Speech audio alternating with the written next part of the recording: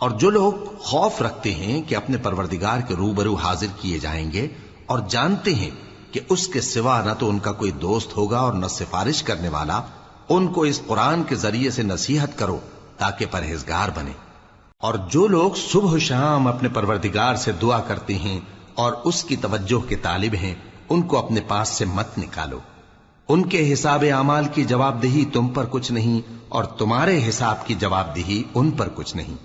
بس ایسا نہ کرنا، اگر ان کو نکالو گے تو ظالموں میں ہو جاؤ گے۔